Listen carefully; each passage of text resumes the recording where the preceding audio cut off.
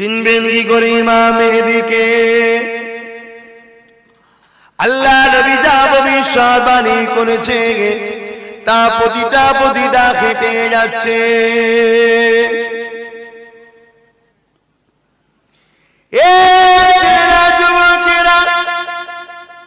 আল্লাহ নবী জানিয়ে দিলেন পৃথিবীর বুকে এখন আবাদ জিনা ব্যভিচারী হবে। জেনে রাখবে দুনিয়া তখন ধ্বংসের দিকে, ইমাম মেহেদী আলাইহিস সালাম তখন আসবে। আজকে প্রকাশ্য জিনা ব্যভিচারী হচ্ছে না? হয় না? ইউপিতে চলে যাও, আদিবাসী সাঁওতাল কুলি বাগদিদের মেয়েগুলোকে বর্তমান বিজেপি নেতৃত্ব যোগীর রাজ্যে ওপেন রাস্তার উপরে ইজ্জত লুটে যেখানে জ্বালিয়ে পুড়িয়ে মেরে দিচ্ছে। যেখানে যেখানে বিজেপি শাসিত এলাকা আছে সেখানে প্রকাশ্য গরিবদের উপর অত্যাচার হচ্ছে।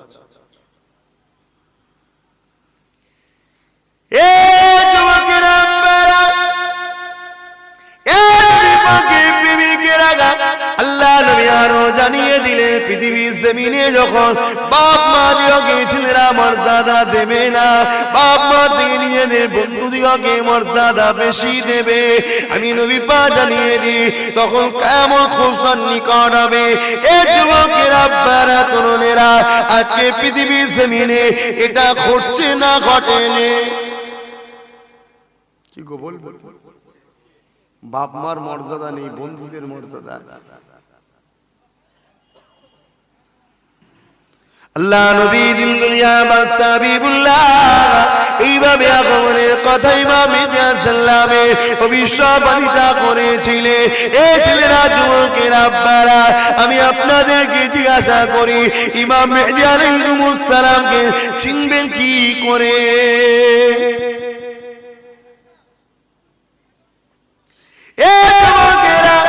আল্লাহ নবী জানিয়ে দিলেন তামাম পৃথিবীর জমিনেতে এমন একটা পিরিয়ড আসবে মুসলমানরা মার খেতে থাকবে, আমার মুসলমানদের উপরে অত্যাচার হবে, মুসলমানরা মার খেতে থাকবে।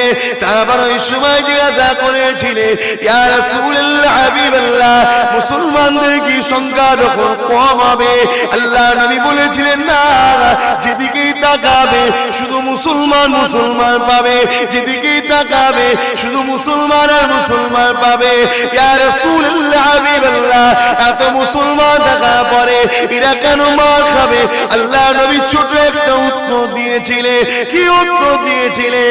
আল্লাহ নবী বলেছিলেন মুসলমানরা লোভী হয়ে যাবে। কি হবে বলুন? লোভী হচ্ছে না? এই গ্রামের মাতাকে এখনই যদি বলা হয় 2 কোটি দেওয়া হবে, পুরো গ্রামটাকে বিজেপিতে ভোট দিয়া উল্টো করে লাগবে, ঠিক না বেটি? লোভ। ও একবারও ভাবলো না যে আমার জাতকে এরা ক্ষতি করে দেবে। গুজরাটে কি করেছিল ভাবলো না। লোভ। অমুককে মেরে দাও 1 লাখ টাকা দেওয়া হবে, এখনই মেরে দেবে। লোভ। মানুষের মধ্যে লোভ ঢুকে গেছে, চারিদিকের লোভ আছে, শুধু একটা না অনেক দিকের লোভ। আর লোভী মানুষকে ধ্বংস করে। এমনি কথাই আছে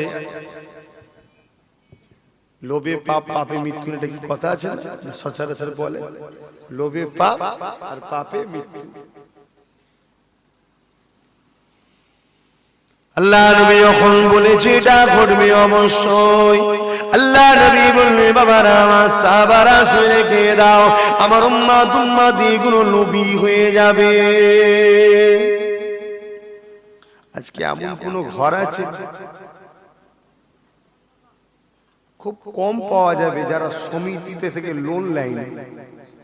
বেশিরভাগ ঘরের সব মেয়েরা এখন সমিতিতে যাচ্ছে লোন নিতে, আছে না?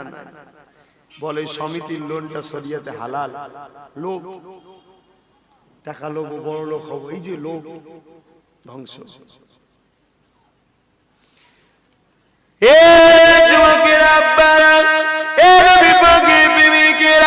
আল্লাহ নবী আব্বাস হাবিবুল্লাহ জানিয়ে দিলেন আল্লাহর জমিনের উপরেতে আসমানের নিচেতে সব থেকে নিকৃষ্ট হয়ে যাবে আলেম সম্প্রদায়।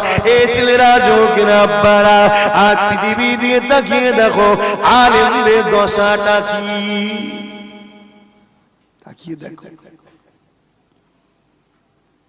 সৌদির গ্র্যান্ড মুফতি ফতোয়া দিয়েছে ইসরায়েলের সঙ্গে যুদ্ধ করা চলবে না, হারাম। সৌদির মুফতি হচ্ছে যে ইসরায়েলরা আল্লাহর ঘর মসজিদে আকসাকে বেউজ্জুদি করতে চাইছে, মা বোনেদের ইজ্জত লুটছে, মুসলমানদের বাচ্চা বাচ্চা ছেলেদেরকে হত্যা করছে, সেই ইসরায়েলের নাকি বিরুদ্ধে যুদ্ধ করা যাবে না। সৌদির গ্র্যান্ড মুফতি ফতোয়া দিচ্ছে। আরে খোলো মিডিয়া, দেখো না একটু, কোথা পড়ে আছো।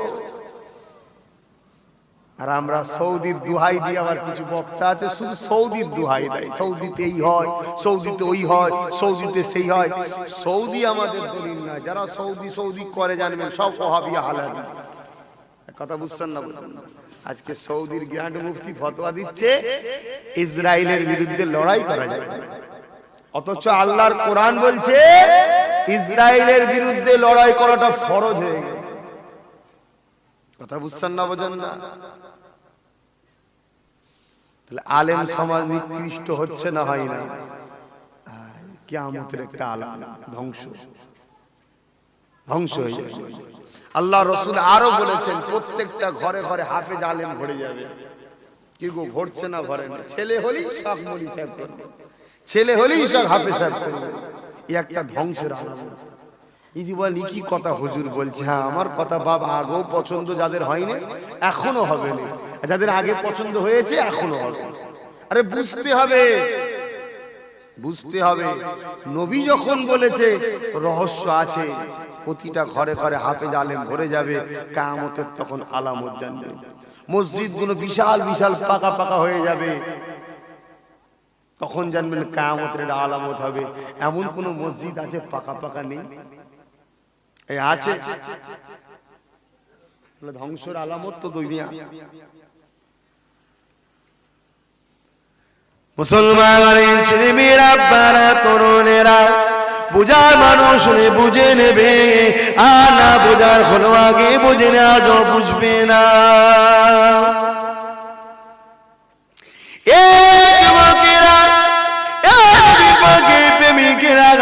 ইমাম মেহেদী আলাইহিসসালাম দুনিয়া জমিনে আসবে। আল্লাহ নবী জানিয়ে দিলেন ইমাম মেহেদী আলাইহিসসালাম দুনিয়া জমিনে কখন আসবে? পৃথিবীর জমিনে মক্কা মদিনা খাইবার পর্যন্ত শুধু মুসলমান থাকবে, তাছাড়া পৃথিবীর সবাই ইহুদি খ্রিস্টান হয়ে যাবে। এ যুবকের আব্বারা, তরুণেরা, আজ আমার ভারতের জমিনে এই জারএসএস বলে, বিশ্ব হিন্দু পরিষদ বলে, বজরং দল বলেন, এদের মূলত চেষ্টা করো খ্রিস্টান দলকে প্রচার করা। এই যুবকের আব্বারা, তরুণেরা, এরা হিন্দুত্ববাদকে সামনে রেখেছে ঠিকই কথা, কিন্তু এদের লক্ষ্য হলো দাঙ্গা লাগিয়ে দেওয়াটা। যখনই দাঙ্গা লাগিয়ে দেবে, ওই সময় বিদেশি শক্তি ইহুদি খ্রিস্টানদের হাতে আছে, তখন তারা সেলফ দেবে, মানুষকে সাহায্য করতে আগিয়ে আসবে। যখনই আগিয়ে আসবে, তখনই তারা দলে দলে দলে তাদের দিকে চলে যাবে। এটাই তাদের ষড়যন্ত্র। এই যুবকের আব্বারা, তরুণেরা, শুধু খাইবা মক্কা মদিনা পর্যন্ত, বাকি সমস্ত জায়গাটা ইহুদি খ্রিস্টানে ভরে যাবে। তাহলে তোমার খিল কাপুরটা কি থাকবে? মুসলমান থাকবে? কি থাকে? নবীর কথা মিথ্যা হবে। কথা বুঝে আসতে হবে, কথা বুঝার ব্যাপার আছে। নবীর একটা কথা মিথ্যা হয়েছে এখন পর্যন্ত, আর হবে মনে হয়। তাহলে তোমাদের এই যে এত মুসলমান এলাকা থাকবে না বাপ? সব কৃষ্টি কালচার চাল চলন খ্রিস্টান হতে আর বাকি আছে? বাকি আছে কিছু? শুধু ইমানটুকু এখন আছে, ওটাও বেরোতে কতক্ষণ আর বাকি আছে? আর আছেই বা কোথা বোঝা মুশকিল। তো তোর পাশের বাড়ি একজন মারা যাচ্ছে, কষ্টে বিপদে পড়ছে, খোঁজ নিবার ক্ষমতা কারো আছে নাকি?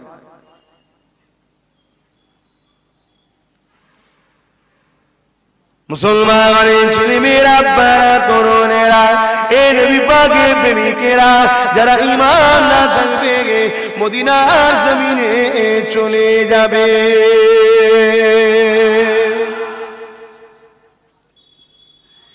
এ যুবকেরা, আব্বারা, এ নবী পাকের প্রেমিকেরা, আল্লাহ নবী জানিয়ে দিয়েছেন পৃথিবীর জমিন থেকে ঈমান গুটিয়ে গুটিয়ে গুটিয়ে গুটিয়ে এসে মদিনার জমিনে সামাট হয়ে যাবে, মদিনার জমিনে চলে আসবে। যেমন কিনা নবী পাক উদাহরণ দিয়েছে, সাপ নিজে শিকার করতে বেরোয়, আস্তে আস্তে করে নিয়ে নিজের গন্তব্যস্থলে গন্তব্যে চলে আসে। মদিনা থেকে ইসলাম পৃথিবীর যুগেতে জাহির হয়েছে, ওই ঈমান আবার মদিনার জমিনে আবার পুনরায় ফিরে যাবে। এ ছেলেরা, যুবকেরা, আব্বারা, তরুণেরা, আল্লাহ নবী তাই বলেছে, শুনে রেখে দাও, পৃথিবীর জমিনে যেখানে তোমরা দেখো না কেন, যত উন্নতি দেখো না কেন, যত ভালো দেখো না কেন, আমি নবী পাক জানিয়ে দিয়ে যাই, মদিনা হলো সবার থেকে বেশি উত্তম।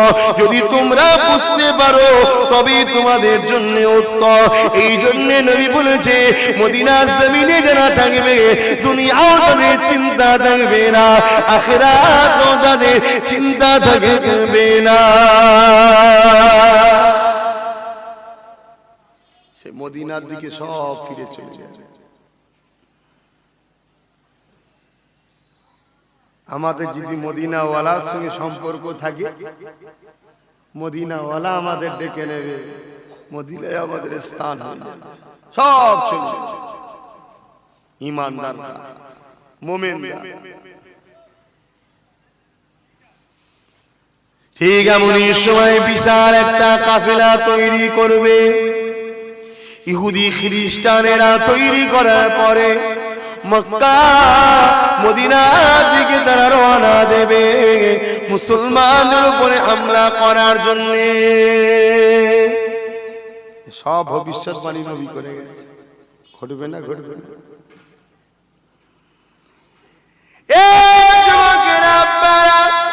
আল্লাহ নবী জানিয়ে দিলেন, ওই সময় এমনি করে দেখা যাবে মুসলমানদের সংখ্যা খুবই কম হবে গো। মদিনা দিয়ে তারা চলে যাবে, তারা হামলা করতে এগিয়ে যাবে। এই সময় আল্লাহ পাক মক্কা মদিনা দিয়ে যখন ইহুদি খ্রিস্টানদের দলটা যাবে, বিশাল একটা কাফেলা যাবে বাদা নামক একটা স্থানেতে, আল্লাহ পাক জমিনকে হুকুম করে দেবে, আমার জমিন তুই ফাট হয়ে যা, দুচি রয়ে যা, জমিনটা দুচি রয়ে যাবে। লক্ষ লক্ষ ইহুদি খ্রিস্টানেরা যারা মুসলমানকে মারার জন্য যাবে, ওই জমিনে তারা দাফন হয়ে যাবে, তারা জমিনের মধ্যে ঢুকে যাবে। আবার আল্লাহ হুকুম করে দেবে, আমার জমিনে তুই লেগে যা, আবার জমিনটা বন্ধ হয়ে যাবে। এই পৃথিবীর জমিনে এই প্রথম আবার আল্লাহ পাকে সাহায্য শুরু হবে। এখন মার খাবার পালা বাবা, এখন মার খাবার পালা। তারপরও চেষ্টা তার রহমতের উপরে আশা করে নিজেদের ঘরে ভালো ভালো কাজ করে দোয়াদানি করে থাকতে হবে। যদি খাস খাস ভাবে যদি আল্লাহ রহমত করে, ব্যাপকভাবে আল্লাহ সাহায্য শুরু হবে। একদল লোক মদিনা শরীফ থেকে আল্লাহর কাবা শরীফে যাবে, যে আল্লাহর কাবা তওয়াফ করতে করতে কাঁদবে আর বলবে, আল্লাহ আমাদের ইমাম দেন, আল্লাহ আমাদের নেতা দেন। আল্লাহ ভাই, আমাদের নেতা এখন আছে কেউ বলুন? যাকেই ভোট দিয়ে যাচ্ছি সেই ঠকাচ্ছে, যাকেই ভোট দিয়ে যাচ্ছি সেই ঠকাচ্ছে। এই কথা বুঝছেন না? সমস্যা। একটা নেতা দেন আল্লাহ, যার দ্বারা বিশ্বে আবার আপনার ইসলামের বাতি জ্বলবে, ইসলামকে আল্লাহ এরা ধ্বংস করে দেবে। আপনি নেতা দেন আল্লাহ, হাজিরা দোয়া করতে থাকবে। আল্লাহ নবী জানিয়ে দেন, এই সময় হাজিদের কানে আওয়াজ আসতে থাকবে। কি আওয়াজ? মেহেদি মেহেদি মেহেদি গুণ আওয়াজ আসতে থাকবে।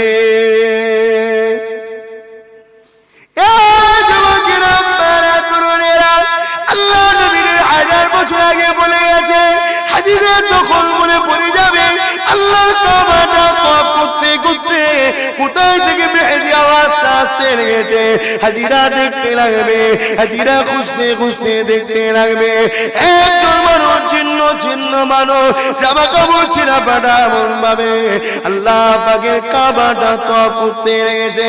এইভাবে মহিলা যুক্ত কাপড় অর্থাৎ এমন করে পুরাতন কাপড় দেখে মনে হবে বড় গরিবি। আর তিনি আল্লাহ কাবাকে তওয়াফ করতে লেগেছে, তিনি শরীর দেওয়ার বেরোতে লেগেছে।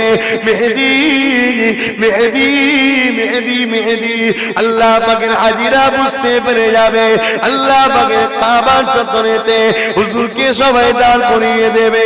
ও হযরত ইমাম মেহেদি, আপনি আমাদের ইমাম হয়ে যান, আপনি আমাদের নেতা হয়ে যান, বিশ্বের জমিনে আপনি নেতৃত্ব দেন, মুসলমানদের জন্য আপনি আল্লাহ দরবারে দোয়া চাইতে লাগে, আপনি আমাদেরকে সাহায্য করতে, আমাদের সাহায্যের জন্য আল্লাহ দরবারে দোয়া চান। হুজুর আপনি আমাদের ইমামটা হয়ে যান। হযরত ইমামে মেহেদি নিজের পরিচয়কে গোপন করে রাখতে চাইবে না, এটা আমাদের সম্ভব না, কিন্তু আল্লাহ পাকের হাজী বান্দারা নবী পাকের হাদিস শরীফটা তুলে ধরবে। ও হযরত ইমামে মেহেদি, আল্লাহ নবী হাদিস পাকে বলে গিয়েছিল তার নমুনা আপনার মধ্যে পাওয়া যাচ্ছে, আপনি আমাদের ইমাম হবে, আপনি আমাদের ইমাম। হযরত ইমাম মেহেদি আর নিজেকে চুপিয়ে রাখলো না, ইমাম মেহেদি ওই হাজিদের করে নিজের হাতটা বাড়িয়ে দিয়ে ইমামতি বায়াত নিতে থাকবে।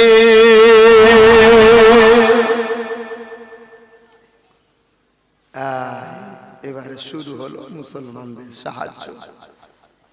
কথা বুঝছেন? তাহলে ইমাম মেহেদি হুজুরের সাথ দিতে হবে তো নাকি গো? আল্লাহ পাক যদি আমাদের হায়াতে রাখে, আল্লাহ যেন ইমাম মেহেদি হুজুরের সাথী আমাদেরকে, তার সৈন্য দলের সৈন্য আল্লাহ আমাদের যেন বানান। বলুন আল্লাহুম্মা আমিন। এখন তিনি যে ঐক্য তৈরি করবে ইসলামকে বাঁচানোর জন্য, আল্লাহ আমাদেরকে সেই ঐক্যই যেন হাজির করে। বলুন আল্লাহুম্মা আমিন। আল্লাহর কাছে সাহায্য চান। বড় করুণ অবস্থা পৃথিবীতে আস্তে আস্তে ছেয়ে আসছে। ইমাম মেহেদি আলাইহিস সালাম আসবেন তো মাসলা মাসাইলের দাওয়াত দিতে আসবেন না। আমার আবু বকর তিনার নেতৃত্ব কিয়ামত পর্যন্ত চলতে থাকবে। জোরে বলুন সুবহানাল্লাহ। ইমাম মেহেদি আলাইহিস সালাম আসবেন, হক আর বাতিলের লড়াই, শুধু লড়াই হবে, জিহাদ হবে। সত্যের পক্ষে ইমাম মেহেদি আর বাতিলের পক্ষে ইহুদি খ্রিস্টানেরা। কথা বুঝে আসছে? পৃথিবী আকাল লড়াই হবে। এমন একটা গোত্র, একটা কাফেলা তৈরি করবে ইহুদি খ্রিস্টানরা। সারা ঠিক একটা হাতির কাছে একটা মশাকে যেমন ছোট লাগে, ঠিক মুসলমানদের কাফেলাটা হলো ওই মশার মতো ছোট, আর ইহুদি খ্রিস্টানদের কাফেলাটা হলো ওই হাতির মতো বিশাল। 3 দিন লড়াই হবে। প্রথম দিন যখন লড়াই হবে, মুসলমানদের এই ছোট্ট কাফেলার মধ্যে থেকেও বহুত মুসলমান শহীদ হয়ে যাবে। ইমাম মেহেদি আলাইহিস সালাম তাবুতে বসে আল্লাহর কাছে দোয়া চাইতে থাকবে। দ্বিতীয় দিন আবার লড়াই হবে, হক আর নাহকের লড়াই। দ্বিতীয় দিনও আবার মুসলমানদের মধ্যে বহুত মানুষ শহীদ হয়ে যাবে। আর গুটি কত মুসলমান বেঁচে থাকবে। জিততে গেলে অনেক লাগে না, গুটি কতক লাগে? জিততে গেলে অনেক লাগে না, গুটি কতক লাগে? গুটি কতক যদি ঈমানদার সলিড হয়, আলহামদুলিল্লাহ। জোরে বলুন সুবহানাল্লাহ। এক গাদা লাগে না। তাই আমি প্রত্যেক জায়গায় গ্রামে গ্রামে বলছি, কে আসছে না আসছে দরকার নাই, তোরা যারা অন্তর দিয়ে নবীকে সত্যি ভালোবাসিস, গুটি কতক তোরা আমার পাশে দাঁড়া। তোদের ঘরে নিয়ে বাংলায় কমসে কম চেষ্টা করি একটা নবীর পক্ষে দল তৈরি করা, ইসলামকে বাঁচাবার। কে আসছে না আসছে দেখার দরকার নেই, গুটি কতক তোরা ইমানদার গুলো দাঁড়া। গুটি কতকের পাশে আমার আল্লাহ রয়েছে। কথা বুঝছেন না? বোঝেন না? ঈমান এমন একটা জিনিস, তৃতীয় দিনে হযরত ইমামে মেহদী আলাইহিস সালাম আল্লাহ পাকে গিয়ে দোয়া চাইতে লাগবে। ও আল্লাহ পাক, দুনিয়ার জমিনে মুসলমান বেঁচে নাই, আল্লাহ পাক গুটি কদর রয়েছে। আল্লাহ তোমার জমিনের উপরে তোমাকে ডাকার আর কেউ নাই। আল্লাহ তোমার জমিনের উপরে আল্লাহ বড় সংজ্ঞা মানুষ আর কেউ নয়। এই গুটি কদর রয়েছে আল্লাহ পাক। এই বলে দোয়া চেয়ে নিয়ে হযরত ইমামে মেহদী আলাইহিস সালাম নিজেই নেতৃত্ব দিয়ে জিহাদের ময়দানে নামবে। আল্লাহ পাক মুসলমানদেরকে ইমাম মেহদী সাল্লামের নেতৃত্বে সাহায্য করতে লাগবে। এই ছেলেরা, যুবকেরা, আব্বারা, তরুণেরা, মুসলমানরা তারা করে ইহুদি খ্রিস্টানদেরকে হত্যা করবে, জালিমদেরকে হত্যা করবে, সন্ত্রাসদেরকে হত্যা করবে, চরিত্রহীনদেরকে হত্যা করবে। এত হত্যা করবে পৃথিবীর জমিনে যেদিকেই তাকাবেন না কেন শুধু লাশ আর লাশ পাওয়া যাবে। কিছু ইহুদি গিয়ে পাহাড়ের গায়ে লুকোবে, পাহাড় চিৎকার দিয়ে বলতে লাগবে, এ মুসলমানেরা, এই জালেম ইহুদিরা এখানে রয়েছে। কিছু গাছের আড়ালে লুকোতে লাগবে, ওই গাছ চিৎকার দিয়ে বলতে লাগবে, এ মুসলমানরা, এখানে জালেম ইহুদিরা লুকিয়ে রয়েছে। এইভাবে পৃথিবীর জমিনেতে যত বেঈমান কাফের থাকবে সবার উপরে হত্যা করে দেবে। জালিম পৃথিবী শূন্য হয়ে যাবে।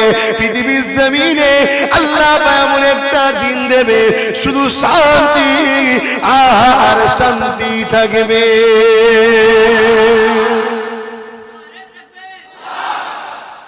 শুধু শান্তি। যেমন আজকে জমিনের তলা থেকে আলু ওঠে নাগল দিলে, তখন এক একজনের ঘরেতে সোনা দানা হিরে মতি যেন জঞ্জালের মতো পড়ে আছে। লোক বাড়ির ছাদে উঠে বলবে, কেউ আছো, আমার বাড়ি থেকে এগুলো নিজে একটু পরিষ্কার করে দেবে। আর সেই সোনা দানার জন্য আজকে আমরা মারপিট করছি। লোভ, তারা লোভ করবে না। কথা বুঝে আসছে? আল্লাহ পাক যদি আমাদের ঘরে সেই দিন দেখায়, আল্লাহ যেন ইমাম মেহদী সাল্লামের কাতারে শহীদ হওয়ার তৌফিক দেয়। বলুন আমিন। কেন ওই দিন যারা শহীদ হবে আল্লাহ তাদের ঘরে বেহিসাব আল্লাহর জান্নাতে দেবে। জোরে বলুন সুবহানাল্লাহ। কত বড় দরজা, কত বড় মাকাম। আরে চলে তো সবাইকে যেতে হয়, ঈমান ঠিক করো। আল্লাহ নবীরা সাহাবারা নিজেদের জানের পওড়া করেন গো।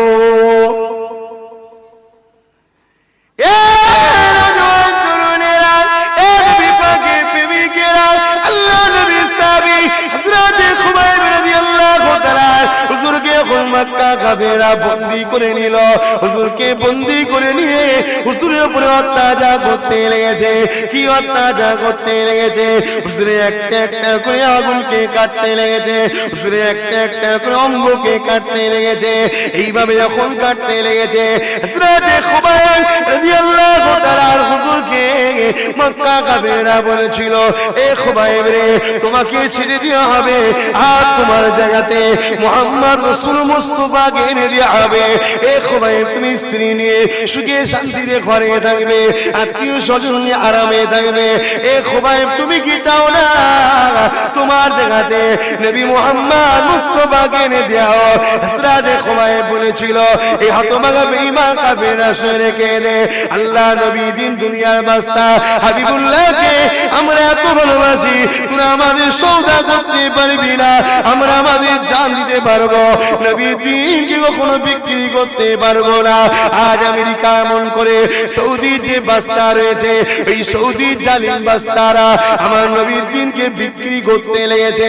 তাদেরকে তৈরি করা মুনাফিক বক্তা তৈরি হয়ে আমার রাসূলুল্লাহ দিনকে বিক্রি করে দিতে লেগেছে, নকল নকল ইসলাম আমাদের কাছে এনে দিতে লেগেছে।